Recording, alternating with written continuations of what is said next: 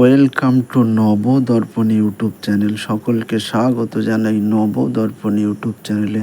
Friends, এখনও পর্যন্ত যারা আমাদের চ্যানেলটি সাবস্ক্রাইব করেননি, অবশ্যই চ্যানেলটি সাবস্ক্রাইব করে আমাদের পাশে থাকুন। ফ্রেন্ডস, আজকে আলোচনা করব মোহাম্মদ রফির জীবনে। চলুন ভিডিওটা শুরু করি। মোহাম্মদ রফি 24শে ডিসেম্বর ব্রিটিশ ভারতের পাঞ্জাব প্রদেশে জন্মগ্রহণকারী বিখ্যাত ভারতীয় সঙ্গীত শিল্পী। একসময় তিনি সমগ্র উপমহাদেশের অত্যন্ত জনপ্রিয় ব্যক্তিত্ব ছিলেন।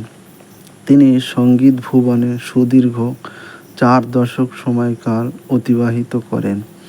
সঙ্গীত কলায় অসামান্য অবদান রাখায় শ্রেষ্ঠ গায়ক হিসেবে জাতীয় পদক এবং 6বার ফিল্মফেয়ার পুরস্কারে ভূষিত হয়েছেন মোহাম্মদ রফি।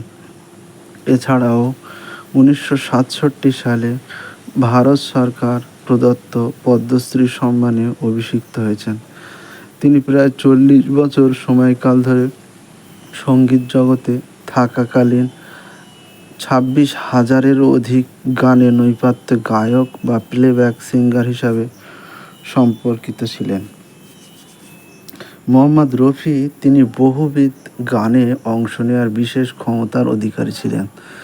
তার মধ্যে শাস্ত্রীয় সঙ্গীত, দেশাত্মবোধক গান, বিরহ, বিচ্ছেদ, উচ্চমার্গের প্রেম, ভালোবাসা, কাওয়ালি, ভজন, গজল সহ বিভিন্ন গোত্রের গানে দক্ষতা ও পারদর্শিতা দেখিয়েছেন সমানভাবে।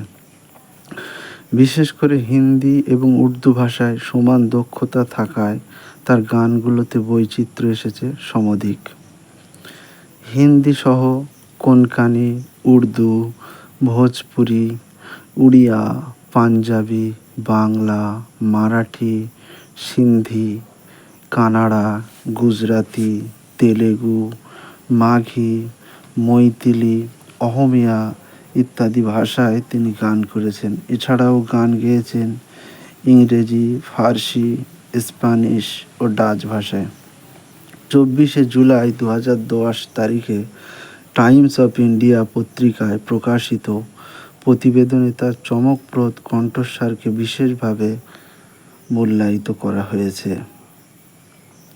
আমি তোমাকে ভালোবাসি, আই লাভ ইউ বাক্যটিকে যদি 101 প্রকারে গান আকারে গাইতে বলা হয়, মোহাম্মদ রফি ওই 101 প্রকার তার সবটুকু করতে পারতেন। প্রায় 4 দশক গানের ভুবনে অসাধারণ অবদানের জন্য মোহাম্মদ রফি তাই সকল সময়ের, সকল কালের, সকল বিষয়ের শিল্পী হিসাবে পরিগণিত হয়েছেন।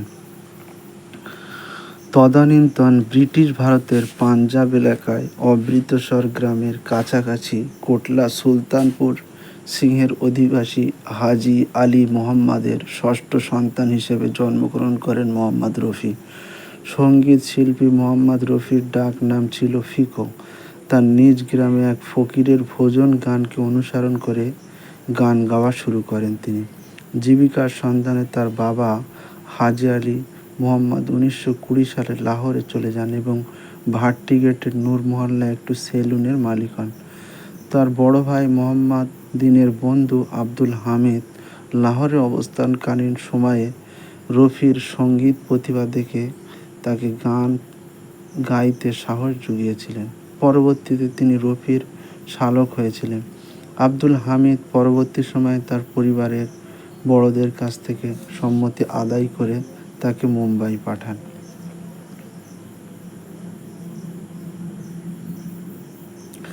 মোহাম্মদ রফি একাধিক পুরস্কারে ভূষিত হয়েছেন।